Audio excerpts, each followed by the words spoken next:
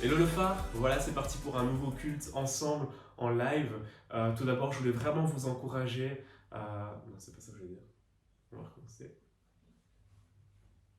Hello le phare, voilà c'est parti pour un nouveau culte en live ensemble. J'espère que vous allez bien, que vous portez bien vous et votre famille. Donc voilà petit à petit le déconfinement a lieu. On espère que l'on pourra bientôt se revoir ensemble, soit à l'église ou dans nos groupes de maison. Je voulais tout d'abord vous encourager par ce verset dans Matthieu 18, 20 qui nous dit car là où deux ou trois sont réunis en mon nom, je suis au milieu d'eux. Et vraiment je pense que même si on n'est pas ensemble physiquement, on est tous réunis autour de la même cause qui est Jésus. Et je pense vraiment que malgré nos distances peut-être physiques, Dieu peut quand même être présent au sein de nos maisons. Parce que ce matin, on est vraiment réunis d'une certaine manière ensemble pour le louer, pour l'adorer et pour entendre parler plus de lui. Alors ce matin, nous aurons le plaisir d'avoir Olivier qui va nous parler du chemin de la vie. J'espère que vous êtes bien installés, que vous êtes prêts pour avoir une petite demi-heure comme ça ensemble chez vous. Donc je vous invite peut-être à couper vos notifications, être sûr que personne ne viendra vous déranger pendant ce moment. Et éventuellement, vous pouvez liker, partager cette vidéo. Ça permettra tout simplement à cette vidéo d'être plus visible. Et peut-être que des personnes qui ne connaissent pas Dieu pourront entendre parler de lui pour la première fois. Alors voilà, c'est parti. Maintenant, on vous donne rendez-vous en direct de Braine-l'Alleud où Ebi et Françoise vont nous partager quelque chose de louange. À tout à l'heure. Coucou le phare, c'est Bi. Voilà, quelques petits chants de louanges ce matin. On aura le plaisir de vous interpréter, Framboise et moi, le tout filmé par Nino.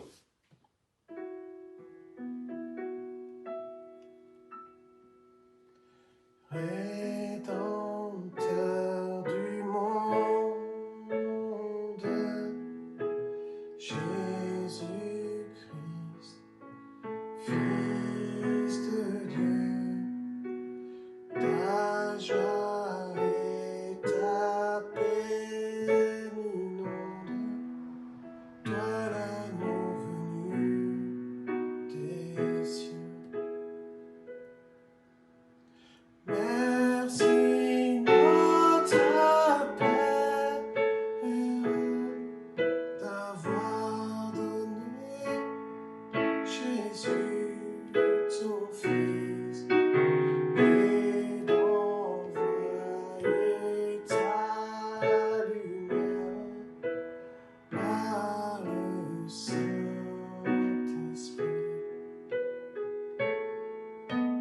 Rédempteur du monde, pour nous tu fus crucifié.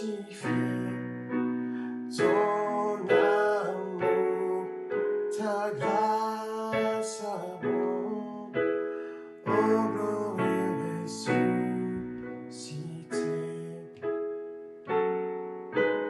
Merci notre Père d'avoir donné Jésus ton Fils et d'envoyer ta lumière par le Saint-Esprit.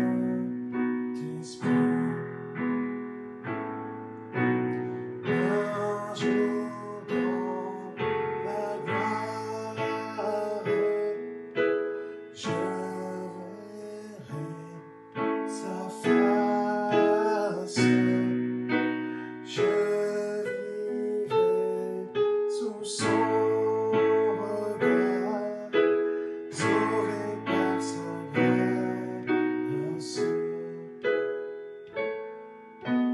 Merci notre Père d'avoir donné Jésus ton Fils et d'envoyer ta lumière par le Saint-Esprit.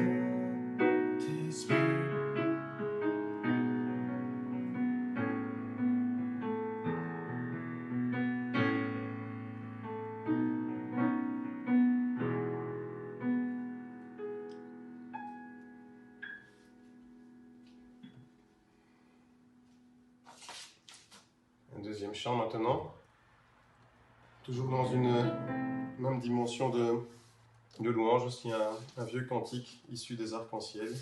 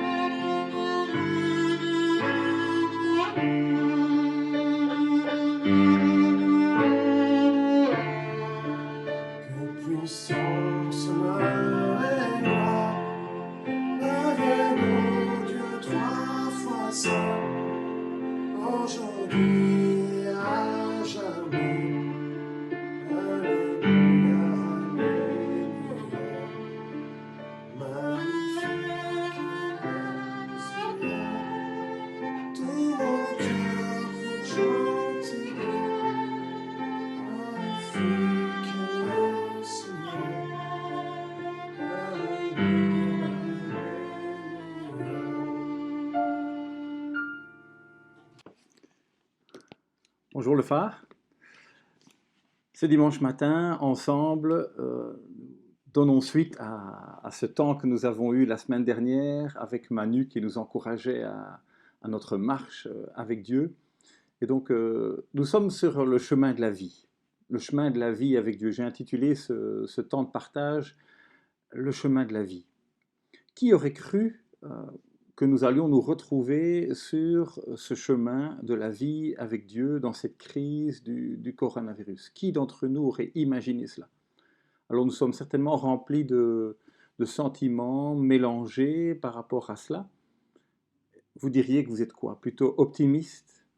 Plutôt pessimiste? Un mélange des deux? Vous ne savez pas trop? Que sera la nouvelle norme, le nouveau normal, une fois tout cela un jour derrière nous? Ouvrons ensemble la parole de Dieu vers un verset qui touche à la souveraineté de Dieu dans toute cette situation pour nous aussi. Les Proverbes 19, verset 21 nous disent « Il y a dans le cœur de l'homme beaucoup de projets, mais c'est le plan de l'Éternel qui s'accomplit. » La souveraineté de Dieu. Nos projets se sont un petit peu écroulés, un petit peu beaucoup même. À titre personnel, les gens autour de nous, notre monde, les choses se sont arrêtées. Un verset comme celui-là nous dit que l'homme propose, mais c'est Dieu qui dispose. C'est Dieu en fait qui a le point final. Et c'est un gros morceau pour nous de faire le point avec la souveraineté de Dieu. Ça prend du temps parfois dans nos vies, mais des moments comme ceux-ci nous font réfléchir. Vous pouvez lire encore plus tard Proverbe 16, qui parle également de cela. Et je relisais cette semaine un petit verset dans le livre des rois, à un moment donné où Dieu s'adresse à la nation d'Israël et aux rois qui se préparent à se mettre en guerre contre quelqu'un d'autre du royaume d'Israël, vraiment une guerre interne, et Dieu dit, mais ne vous mettez pas en guerre, ne commencez pas à faire tous ces projets-là, parce que vous ne réalisez pas qu'en fait c'est moi qui suis derrière ces projets, c'est moi qui ai imaginé la manière dont la succession des royaumes vont se faire. Ne partez pas, rentrez chez vous, dit Dieu. C'est moi qui suis au contrôle. La souveraineté de Dieu. L'homme propose, Dieu dispose. En fait, quand on lit la Bible, on arrive plutôt à un autre genre de conclusion. Pas un optimisme excessif, pas du pessimisme excessif non plus, mais plutôt, on va dire, du réalisme. Et en fait, c'est une méditation que j'avais vue, que quelqu'un partageait sur le site internet, un bon site internet à consulter, et pas mal d'articles intéressants pour lire pour nous dans cette période de crise. Il s'appelle Évangile 21, ou The Gospel Coalition pour ceux qui aiment lire en anglais, et qui nous invite, il nous dit que la Bible nous invite à un réalisme, et à un réalisme heureux avec Dieu. Il dit, on vit entre Genèse 3 et Apocalypse 21. Depuis Genèse 3, le péché est entré dans le monde, nous en subissons les conséquences et nous voyons comment Dieu est patient avec les hommes, même les hommes qui s'opposent à lui. Dieu sait où il va. Et au milieu, entre Genèse 3 et Apocalypse 21, Dieu a planté Matthieu 1, la venue de Christ dans ce monde où déjà pas mal de choses ont changé. Et merci Seigneur pour cela pour nous, ce changement, cette nouvelle alliance dans nos vies qui nous permet d'avoir une focalisation sur les certitudes que nous ne voyons pas, les certitudes invisibles et la restauration finale, ce que Dieu prépare à la fin. Les projets de Dieu sont bons. Est-ce que nous croyons cela?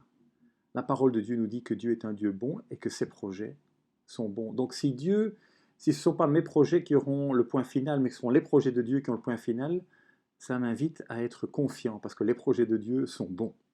Et comme disait cet auteur dans cet article, il dit « l'histoire va dans le bon sens ». J'ai trouvé ça très percutant d'entendre cela de cette manière-là. L'histoire va dans le bon sens. On connaît ces versets dans la Bible qui nous disent, Romains 8, 28, « Toutes choses concourent au bien de ceux qui aiment Dieu ». L'histoire va dans le bon sens. Avec Dieu, l'histoire, ça nous pousse à méditer sur notre espérance, ce que nous espérons, et ça nous pousse à vivre et à nous impliquer dans ce monde. Alors, en préparant ce message maintenant, je me suis rendu compte que les dernières semaines, mes pensées et mes lectures ont cheminé dans l'Ancien et dans le Nouveau Testament, peut-être vous aussi. Et suite à un conseil d'un ami à l'étranger, une discussion qu'on avait eue ensemble, je me suis mis à relire un des livres de la Bible, le livre d'Esther. Je ne sais pas si vous avez lu ce livre récemment, ou peut-être vous ne l'avez jamais lu. Je vous invite vraiment à lire ce livre. Alors, le livre d'Esther, le contexte de ce livre, on est dans les 5-6 derniers siècles avant la venue de Jésus. C'est la période, on va dire, la plus compliquée, la plus basse du peuple d'Israël. Le jugement de Dieu était venu sur son peuple et le peuple a été déporté vers Babylone. Et le livre d'Esther, c'est cette période où le peuple juif est vraiment dispersé dans ces grands empires. Et là, c'est l'empire perse qui a succédé à l'empire babylonien. Un empire qui allait de l'Inde jusqu'à l'Éthiopie, vraiment énorme si vous regardez les cartes de l'époque. Et le peuple juif est là-bas, il est installé, Dieu lui a dit « Je sais moi qui t'envoie là-bas, ne crois pas, ne fais pas faire la guerre, ne sois pas têtu, c'est moi qui envoie l'ennemi, parce que voilà, j'avais annoncé des choses, tu n'as pas voulu écouter, maintenant voilà ce qui se passe. » Les conséquences de nos fautes et le jugement de Dieu, c'est une réalité. Mais Dieu est avec son peuple. Dieu est avec son peuple même là où il est, même au milieu du royaume des Mèdes et des Perses. Et ce livre d'Esther, qui est écrit dans un style de l'époque, certains disent c'est comme un conte à la cour du roi. D'ailleurs, il y a des discussions sur le style littéraire, parce que c'est un style littéraire vraiment répandu à l'époque. Le livre d'Esther a une particularité, c'est que le nom de Dieu et les allusions aux pratiques de la vie avec Dieu sont totalement absentes. Ça fait drôle, ça fait très drôle. Mais en même temps, lorsqu'on lit ce conte, entre guillemets, à la cour du roi, Dieu est présent dans l'arrière-décor d'une manière époustouflante. Je vous invite vraiment, je ne vais pas vous raconter toute l'histoire, je fais une toute petite synthèse pour en arriver à un verset qui m'a interpellé. Un verset clé de ce livre. En fait, eux aussi vivent une crise. D'autres, Esther et les Juifs de l'époque, ont marché avec Dieu sur le chemin de la vie et ils ont appris à vivre avec Dieu et à s'impliquer avec Dieu d'une manière toute particulière. La crise qu'ils vivent, c'est un complot global d'extermination des Juifs. Il n'y a rien de neuf sous le soleil. Et Esther va se retrouver la reine, l'épouse du roi. Je vous laisse découvrir comment. Mais elle va se retrouver à cette position, elle qui était une jeune fille, simplement, qui vivait sa vie et qui se retrouve dans un concours de beauté internationale pour l'Empire et qui va se retrouver reine. C'est magnifiquement bien raconté. Et pendant qu'elle est reine, il va y avoir ce complot contre les Juifs, une crise, et la personne qui a élevé Esther, Mardoché, va venir chez elle, et c'est peut-être ça un moment déclencheur, il va dire des paroles choquantes à Esther. Et c'est ces paroles que je voudrais vous lire simplement parce qu'elles m'ont interpellé. Esther, chapitre 4, verset 14. Il dit à Esther, elle est reine à ce moment-là, en effet, si tu gardes le silence maintenant, le secours et la délivrance surgiront d'autre part pour les Juifs, tandis que ta famille et toi vous mourrez. Qui sait, peut-être est-ce pour une circonstance telle que celle-ci que tu es parvenu à la royauté. Waouh! On ne parle pas de Dieu, comme je vous l'ai dit dans ce livre, mais Mardoché semble être convaincu de quelque chose. Il semble convaincu qu'il y a un Dieu qui gère le cours de l'histoire. Et que si nous ne bougeons pas, Dieu a des plans et rien n'arrêtera ses plans. Et Mardoché, il savait quoi? Le texte ne nous le dit pas. Mais nous savons que le peuple avait reçu les promesses de Dieu, qu'ils allaient revenir dans leur pays. Et donc ils n'allaient pas être exterminés. Parce que Dieu leur a dit, je vous ramènerai. Donc Dieu ne va pas les exterminer. Donc il doit s'accrocher à ça, Mardoché, même si on ne nous le dit pas. Et cette déclaration, la souveraineté de Dieu, si toi tu te tais, Dieu va envoyer quelqu'un d'autre parce que Dieu est fidèle à ses promesses. C'est vraiment très fort. Je vous laisse méditer sur ce verset davantage, mais moi il m'a percuté. Et Esther va être choquée. Et elle va vivre une pause. Peut-être nous aussi on vit une pause maintenant avec cette crise que nous vivons maintenant. C'est un temps de pause. Pour Esther, ça va l'amener dans un temps de jeûne. Elle va appeler le peuple, tout le peuple juif, à jeûner pour cette crise. Donc jeûner, ça veut dire une pratique aussi où on s'adresse à Dieu. Ça ne nous est pas dit, mais ils vont jeûner, simplement le texte nous dit. Et donc ils vont crier à Dieu. Et après 3 jours de jeûne, une stratégie va devenir claire dans la tête d'Esther. Elle va aller trouver le roi et on va voir tout le dénouement, l'intervention divine, avec un dénouement extraordinaire, et la manière là de le raconter est extraordinaire aussi. Et donc ce qui est interpellant ici, c'est qu'au milieu de cette crise, comprendre ce que Dieu veut, comprendre qu'on peut coopérer avec lui, allons-nous coopérer avec lui? Pour Esther, comprendre qu'elle est peut-être positionnée juste à un endroit stratégique pour un moment comme celui-là, et qu'il n'y a personne d'autre qu'elle. Mardoché l'a poussée dans ses retranchements par rapport à cela. Et l'histoire va être différente, un dénouement différent de l'histoire, une délivrance extraordinaire, remplie d'ironie. Notre Dieu a beaucoup d'humour et un timing parfait. J'espère que je vous ai donné envie de relire l'entièreté de ce livre d'Esther qui est vraiment édifiant. Moi, il m'a vraiment interpellé. Et donc voilà un exemple dans l'Ancien Testament de quelqu'un dans une crise qui s'est laissé travailler par Dieu. Avec le groupe de maison de Braine-l'Alleud, nous sommes ensemble en chemin dans la première lettre de Pierre. C'est ce que je suis occupé à lire pour l'instant. Mes pensées vont donc dans ce contexte aussi. Pierre écrit à des chrétiens persécutés. Une autre crise. Un moment difficile.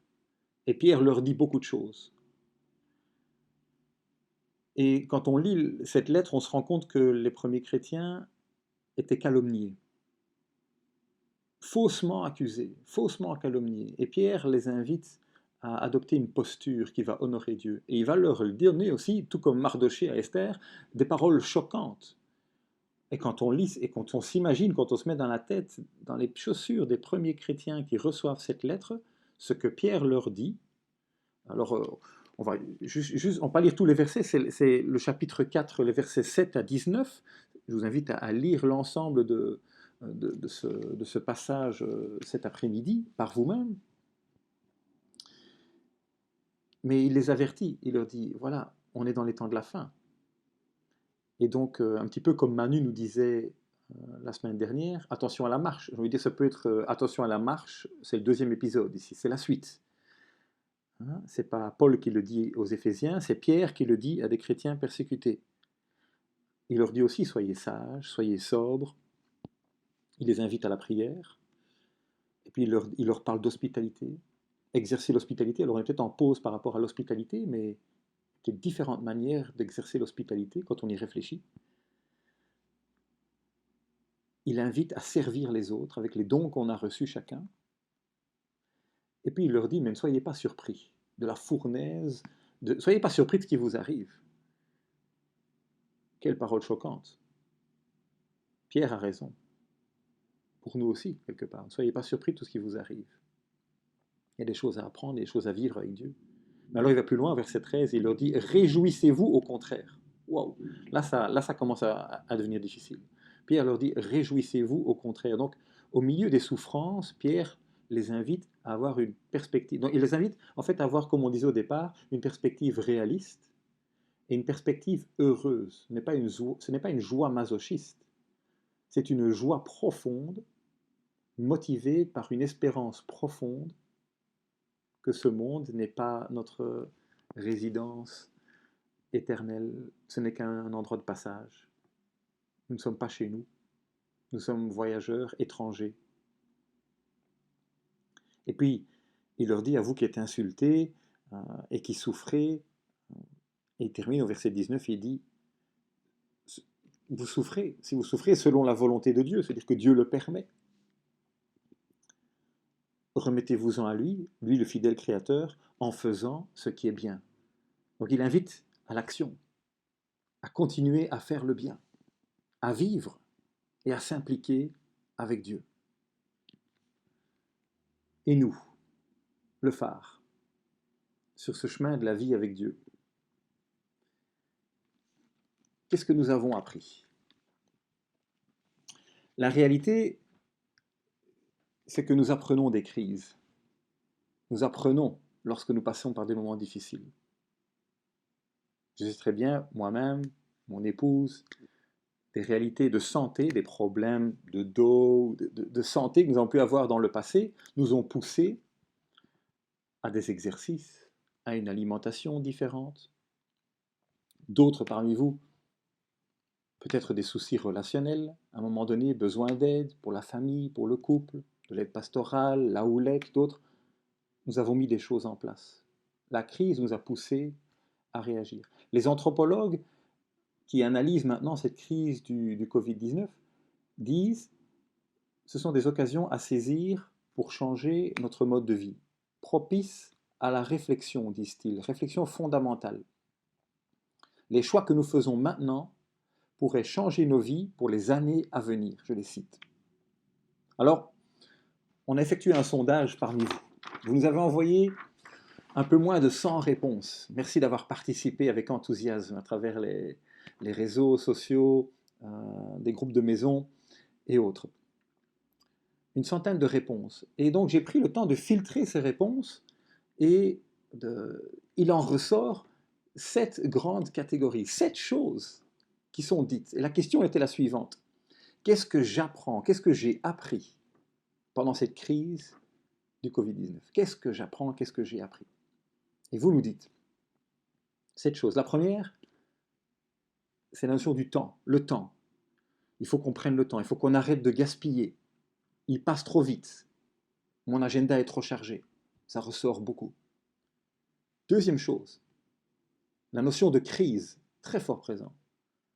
Combien nous sommes dérangés, combien nos plannings ont souffert, combien nous perdons la maîtrise des choses, combien nous nous sentons impuissants face à ma mortalité, mes peurs, mes luttes, le besoin de persévérer, mes incertitudes. On me prive de liberté. Oh, les gens que j'aime, je ne peux plus les voir. Oh, une pause. Les problèmes personnels qui font face plus que jamais. L'importance de lâcher prise. L'échec politique et collectif à la fois. Une véritable leçon d'humilité qui nous aura désorientés. Un arrêt brutal. J'aurais jamais imaginé devoir rester 24 heures sur 24 à la maison. Etc. La crise, ça ressort très fort. Nous avons appris que c'était une crise et ça nous a touchés profondément. Une autre chose qui ressort, c'est un questionnement sur l'essentiel, un questionnement sur le ressourcement, un questionnement sur l'introspection. Jamais je n'aurais imaginé une réflexion sur le passé. Nous sommes en questionnement, frères et sœurs dans l'Église, suite à cette crise. Bien évidemment, Dieu est le thème central de ce que nous avons appris davantage. Vous nous dites, ma relation avec Dieu, plus connectée avec Dieu, quelles sont ses attentes pour moi? Ça m'amène à plus penser à lui, à plus lui faire confiance. Je réalise qu'il est à l'œuvre et qu'il me pousse à agir, qu'il devient urgent de parler de lui, plus dépendre de lui, encore plus le remercier, prier en couple, plus de son amour, plus proche, plus prier. Dieu a un plan. Il faut que je l'écoute davantage. Je me suis mis à plus lire ma Bible. Je ressens l'importance de rester bouillant, plus de sagesse. Les promesses de Dieu, je veux m'y attacher. Voilà ce que vous nous dites. Alors, le cinquième thème qui ressort, c'est le changement. Changement, véritable demi-tour, vous nous dites. Demi-tour dans ma vie, retour à l'essentiel, slow life, une vie ralentie, plus simple, plus flexible, m'adapter, revoir mes priorités, vivre sans agenda, remettre les choses en place, moins de dépenses, moins de stress, plus méditer, le contentement, la maîtrise de soi, une réflexion sur mes choix pour l'avenir. J'ai dû sortir de ma zone de confort, vous nous dites. Je le vis comme un nouveau départ. Cela me donne la paix. J'ai l'assurance maintenant par rapport à la mort. Changement. Avant-dernier point qui ressort, les relations, évidemment. Nous en sommes privés, d'une certaine manière. Nous réalisons que nous en avons besoin, vous nous dites. J'ai appris que j'avais besoin des relations. J'ai réalisé qu'il y avait un magnifique élan de solidarité. J'ai fait connaissance avec mes voisins. Plus de générosité, plus de partage. Je me suis rendu compte qu'il y avait des inégalités. Que je devais aimer tout le monde. J'ai vu plus de sourires. J'ai eu beaucoup de joie dans mon cœur chaque fois que je me connectais sur Zoom pour voir d'autres. Je me suis rendu compte que je pouvais aider davantage mon prochain. Je me suis rendu compte combien j'aime les gens, combien ma famille est importante et combien je veux la construire, combien les frères et sœurs sont importants dans ma vie. Et le dernier point, c'est la vie, tout simplement. L'importance de vivre la vie. Un retour à la nature, ça ressort très fort. Un retour à la nature, au silence, à la création. Les joies simples de la vie et le repos. La reconnaissance, l'alimentation. Je suis en vie, simplement, vous dites. Un don de Dieu. Je sens que mon regard est plus paisible sur la vie, besoin de souffler. Une véritable page blanche qui est un cadeau. Plus de sport, diront certains aussi, parce que je ne pouvais jamais en faire auparavant, ou pas assez. Je me négligeais. Vivre heureux. Le plaisir dans les choses simples. Lire des livres, plus de livres que je ne lisais d'habitude. Waouh! Voilà ce que nous avons appris pendant ce temps. C'est riche. Nous devons garder le bon dépôt de cet apprentissage. Nous ne devons pas oublier cela. Il y a un danger qui nous guette. C'est un danger de revenir à l'ancienne normale. Nous sommes dans un new normal, dans un nouveau normal. Il y a un danger, notre tendance humaine, à retourner à notre ancienne normale. Quand j'ai eu mal au dos, j'ai été discipliné pour mes exercices. Je dois avouer que je suis un peu moins discipliné quand je n'ai pas mal. Vous voyez ce que je veux dire. Au moment où on est dans la crise, il y a des changements. Quand la crise n'est plus aiguë, ou quand nous ne la sentons plus, nous négligeons les bonnes choses que nous avons apprises. Et c'est là le point pour aujourd'hui. Ce chemin de la vie sur lequel nous sommes, le Seigneur veut nous dire de garder le bon dépôt de tout ce qu'il nous a amené. C'est lui qui nous fait apprendre toutes ces choses. Cet inventaire qu'on vient de lire ensemble, c'est Dieu qui nous ouvre les yeux et qui nous a poussés, même aussi inconfortable que cela soit, Dieu nous a poussés dans nos retranchements et il en est sorti toutes ces bonnes choses. C'est merveilleux cette liste. Mon encouragement pour vous, pour moi, c'est que nous gardions le bon dépôt de cet apprentissage. C.S. Lewis, ce théologien qui a écrit le livre Le problème de la souffrance, problème du mal, il prend l'image d'un chien. Il dit, moi j'ai un petit chien, vous avez un chien, vous comprendrez alors ici, vous donnez votre bain à votre chien? Oui, moi je donne mon bain, je donne son bain à mon chien. Et il n'aime pas trop ça quand je dis bain, il a plutôt tendance à être de l'autre côté. Mais donc il dit, comme un chien après le bain qu'il déteste, retourne à sa crasse inconfortable. Non, pardon, sa crasse confortable. Est-ce que vous avez déjà vu votre chien, après avoir pris son bain, qui a envie d'aller se rouler, soit dans les crasses du jardin, ou dans son vieux panier, pour retrouver ses vieilles odeurs, etc. Il y a quelque chose de vraiment animal dans ce fonctionnement. Nous sommes comme ça. Nous avons une tendance naturelle à retourner à notre crasse confortable, qu'il n'en soit pas ainsi avec tout ce que nous avons appris. Peut-être ce temps de crise maintenant, certains diront, est une répétition générale avant la fin, avant d'autres crises qui seront plus compliquées encore, que d'autres de nos frères et sœurs vivent dans le monde, déjà maintenant. Puissions-nous garder ces bonnes choses que nous avons apprises, toujours. Puissions-nous être meilleurs à l'avenir, plus forts. Nous avons entamé un voyage dans les nombres depuis mercredi dernier, ensemble. Et la parole de Dieu nous dit que tout ce qui est arrivé au peuple d'Israël a été écrit pour notre instruction, à nous qui sommes arrivés dans les derniers jours, pour que nous ne puissions pas tomber dans les mêmes choses que nous puissions tirer les leçons. Pour Dieu, c'est important qu'on n'oublie pas les choses. Est-ce que vous avez remarqué que le premier jour de notre lecture ensemble, mercredi, il nous est dit que le projet de Dieu est de faire du bien à son peuple. Est-ce que vous avez noté cela dans notre premier texte? Relisez-le de nouveau. Le projet de Dieu est de faire du bien à son peuple. C'est notre Dieu, c'est qui il est. Et nous devons le laisser agir, malgré les incertitudes, malgré l'inconfort que nous vivons maintenant.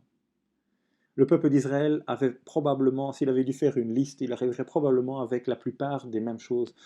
Ils ont quitté l'Égypte, ils étaient sous l'esclavage, ils ont récupéré du temps en famille, ils ont pu vivre des choses différemment avec Dieu, même si c'était un temps de désert. On sait qu'ils se sont plaints, il s'est passé plein de choses, mais nos vies sont comme ça, nos vies sont compliquées. Mais l'encouragement aujourd'hui pour nous, et ce sera le mot de la fin dans les Proverbes, Proverbes 10, 17, qui nous dit, et qui nous parle justement du chemin de la vie. Proverbe 10, 17, il dit, « Celui qui garde l'instruction prend le chemin de la vie, mais celui qui délaisse l'avertissement s'égare. Celui qui garde l'instruction prend le chemin de la vie. » Puissions-nous, frères et sœurs, pendant cette période difficile, continuer à marcher sur le chemin de la vie, les instructions de Dieu. Et Dieu nous instruit pendant cette période, par sa parole, par son esprit, par les circonstances, par les frères et sœurs, par tout ce qui se passe. Dieu nous instruit. Marchons sur le chemin de la vie. Méditons sur notre espérance. Ce n'est pas la fin de l'histoire. Dieu prépare une éternité merveilleuse pour chacun de nous. Marchons avec lui. Et laissons-nous utiliser et modeler par lui dans ce qu'il veut faire avec nous. Vivons nos vies et impliquons-nous avec Dieu. Amen. On propose aussi un cantique qui nous dit que, quel que soit le confinement, la distance qui nous sépare, on est tous proches les uns des autres.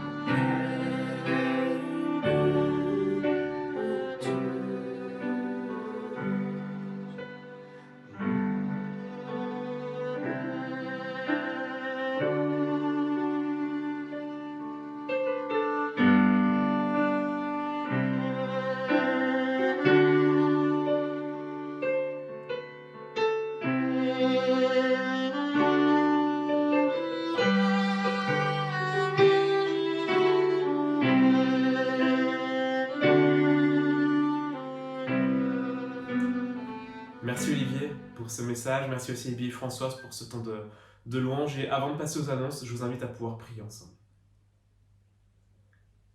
Seigneur, je veux vraiment te remercier pour ton amour. Je veux te remercier pour ta fidélité dans ces moments, malgré cette crise. Et ma prière, Seigneur, ce matin, c'est vraiment aide-nous à ne pas oublier tous ces points, Seigneur, sur lesquels tu as pu mettre le doigt dans nos vies.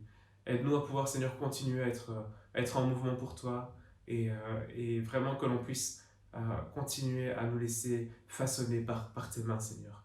Je crois vraiment que tu as des projets de bonheur pour chacun d'entre nous et parfois, c'est vrai, c'est à notre côté, Seigneur, de pouvoir peut-être lâcher prise ou à nous de devoir peut-être prendre des décisions dans nos vies, à devoir faire peut-être le tri et aide-nous, Seigneur, à pouvoir continuer d'être dans ce processus. Amen. Alors l'Église, on voulait tout d'abord vous dire merci. Merci pour votre fidélité dans les finances. Aujourd'hui, les finances du phare se portent plutôt bien et c'est grâce à vous. Donc on veut vraiment vous encourager à pouvoir continuer à donner comme vous le faites. Grâce à vous, on peut continuer à payer différents frais que l'on a pour le puits, pour le phare, mais également à continuer à pouvoir peut-être avancer dans notre projet Move. Ensuite, aujourd'hui, on est au 5e jour de notre défi ensemble autour des livres de Nombre. Donc pour ceux qui ne sont pas au courant, on est dans un parcours de 30 jours ensemble avec l'Église pour apprendre à compter sur la fidélité de Dieu. Si vous ne faites pas partie du phare, je vous invite peut-être à nous envoyer un message, on pourra vous donner les coordonnées pour pouvoir commander ce livre. Les gens du phare ont pu recevoir ce livre par la poste, donc si vous ne l'avez pas reçu, pareil, vous pouvez peut-être nous envoyer un message. Et donc aujourd'hui, dans le 5e jour, pour ma part, avec Perrine, on a plutôt tendance à lire ceci avant d'aller au lit, mais je vous invite à peut-être pouvoir trouver un chouette moment, que ce soit le matin autour de votre tasse de café, que ce soit glisser ceci dans votre voiture si vous allez au travail, et pouvoir prendre un petit moment à part pour apprendre à en savoir plus sur la fidélité de notre Dieu.